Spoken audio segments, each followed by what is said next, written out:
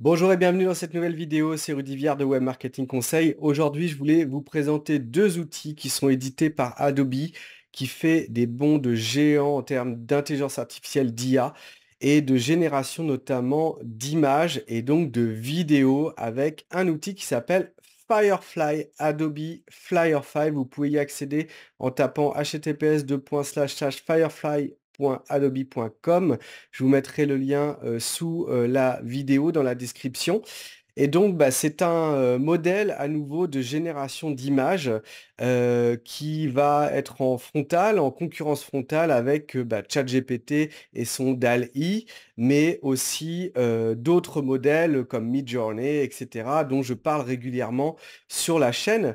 Et pourquoi je vous en parle aujourd'hui? Tout simplement parce qu'il y a Firefly Vidéo qui vient d'être annoncé en tout cas.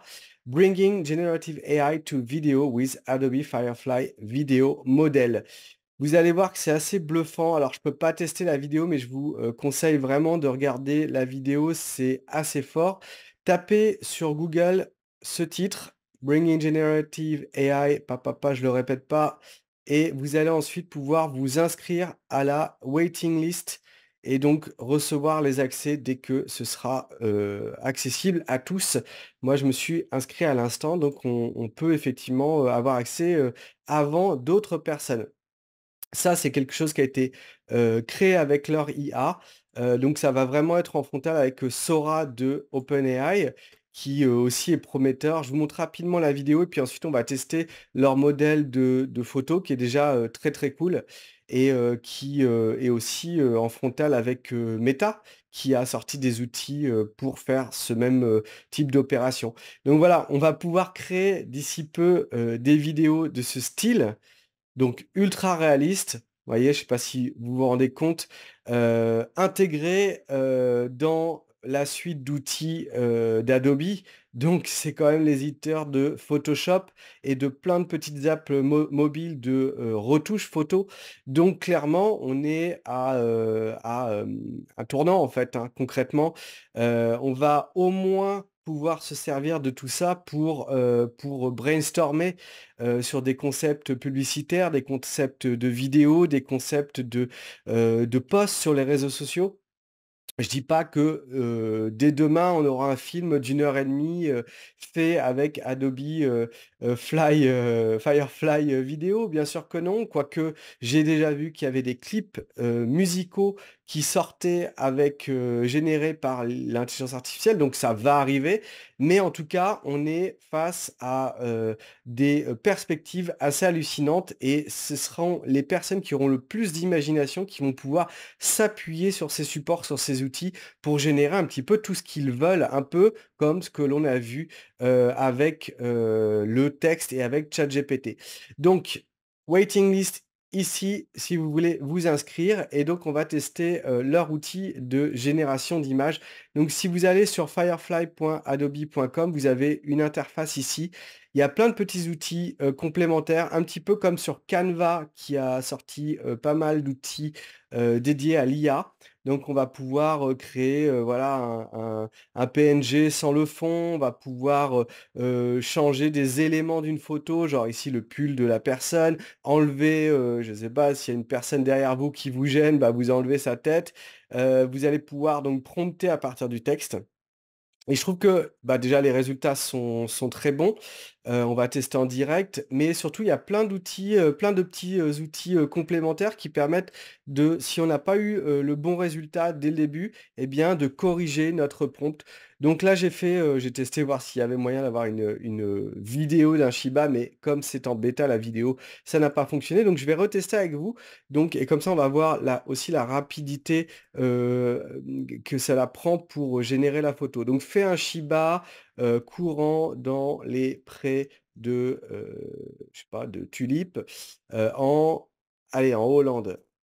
Hop, est-ce qu'il va mettre un moulin un moulin, hollandais? On va voir comment ça va se passer. Alors déjà, on peut par rapport à Midjourney, c'est un petit peu plus compliqué, demander un certain, format. Sur Midjourney, il y a, un petit opérateur qui permet de le faire, mais il faut le connaître. Si vous êtes nouveau, vous pouvez pas le faire facilement. Là, bing, vous avez juste à, sélectionner, le format que vous voulez. Donc là, j'ai choisi carré, mais j'aurais pu demander, horizontal ou, 16/9 et cetera. Donc qu'est-ce que ça donne? Hop, bah, c'est pas mal. C'est un Shiba, ce sont des tulipes, c'est pas mal aussi. Il y a toujours des petits éléments qui nous font dire que c'est pas réel, mais franchement, on n'est pas loin. Celle-ci, franchement, faut se lever tôt le matin pour, pas voir, pour voir les erreurs. Honnêtement, c'est très propre. Peut-être l'allée là, un petit peu trop ouverte, mais franchement sur Facebook, il y a aucune chance de voir, que c'est un faux et celui-là, bah, ouais, il est assez réaliste, même s'il y a un petit problème sur la bouche peut-être. Mais on est quand même pas loin, hein, de choses, ultra réalistes. Alors qu'est-ce qu'on a comme petites options là? Tac, on peut voter, OK, pour avoir un feedback, on peut la télécharger, on peut la modifier. Ah cool! Ça c'est cool. Meta permettait de le faire, DALL-E de d'OpenAI permet aussi de le faire. Donc générer des résultats similaires, générer remplissage génératif, OK. Utiliser comme référence de composition, donc j'imagine qu'on peut retravailler celle-ci. Créer des posts Instagram, des flyers. Ah d'accord, donc il y a une sorte d'intégration à la Canva pour ensuite faire les contenus qui vous plaisent. On peut même publier directement, si je dis pas de bêtises, ajouter des formes et des graphiques. Donc ça, c'est cool. Générer des résultats similaires. Alors je vais tester ça. Est-ce que c'est voilà, c'est que je vais pouvoir corriger et donc je vais pouvoir, par exemple, dire ça, ça je veux pas ça et donc je veux, des fleurs, vertes. OK, on va voir ce que ça donne parce que je découvre en même temps que vous, hein.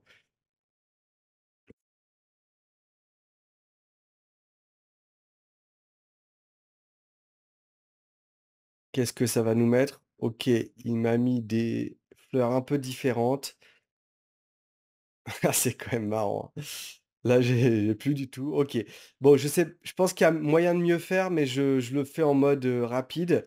Qu'est-ce qu'il y avait d'autre? Sélectionner l'arrière-plan, inverser la sélection. Donc, ce que je note en tout cas, c'est que on entre dans une ère où en tout cas, hem, comment dire? Il y a des IA qui vont être pour les débutants et il y a des IA qui vont être plus pour des usages particuliers et là, bah, Adobe, ils entrent dans leurs usages, donc c'est plus pour des gens qui sont un minimum professionnels de la photo.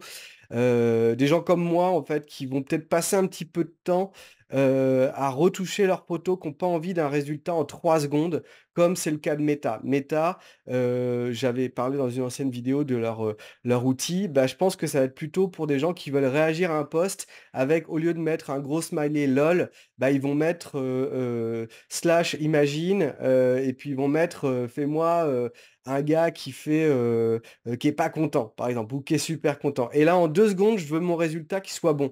Alors que là, on va être dans un usage plus niché, c'est que vraiment, on a besoin d'une publication et on a envie de peut-être retoucher de manière plus fine. On peut aussi partir d'une image, on peut charger une image de base et la transformer. Donc ça peut faire de la retouche si vous avez déjà un contenu qui est pas mal à la base. Allez, je vais retester autre chose. Donc fais-moi un consultant, on va essayer sur des visages humains, travaillant sur, je sais pas, une levée de fonds. Allez, je sais pas ce que ça va me sortir. Hem, Type de contenu, donc il y a d'autres manières en fait d'affiner le prompt. Donc art, j'imagine que ça va avoir une touche artistique, mais photo, ça doit être photoréaliste. Est-ce que je peux le mode auto choisit le type de contenu à votre place? OK et art, photo. Ah OK, on peut choisir photoréaliste ou plutôt artistique. OK, c'est pas mal. Donc qu'est-ce que ça m'a donné là? OK, ils ont toujours des problèmes avec les mots. Donc ça, c'est comme DALL-E, c'est comme Midjourney, c'est pareil. La tête est plutôt bonne. Après, voilà, le tableau derrière, je suis pas trop fan, mais pour une illustration, ça peut le faire. Les visages sont quand même bons, hein. Les visages sont quand même super bons. Voilà et OK et je vais peut-être lui demander ah ils ont du mal avec les, là c'est un petit peu plus, heu, fake. C'est une belle image, hein, mais j'aurais plus de facilité à trouver que c'est un fake que celle-ci. Celle-ci franchement, on dirait vraiment une vraie photo d'une vraie personne. Alors je vais lui demander: «OK, je veux un fond, de type open space et pas d'inscription ni de lettres» et je vais demander du coup photoréaliste au lieu de arty et on va voir ce que ça donne. Bon, je fais des fautes, hein, sur les autres, généralement, c'est pas une faute qui gêne le résultat. Ils comprennent très bien l'intention qu'il y a derrière. Donc ça charge. On va regarder un petit peu ce qu'on a d'autre. Référence, donc c'est quoi ça? Ajouter une image de référence pour ajouter la cohérence avec son contour et sa profondeur. On va tester. Donc là, il comprend pas ce que je lui ai dit. Donc ça, c'est pas très cool. Je lui ai demandé un open space, il m'a quand même mis. Elle, à la limite, c'est propre. Il m'a quand même mis un fond, qui a rien à voir avec ce que j'ai demandé et ça, c'est quoi la référence?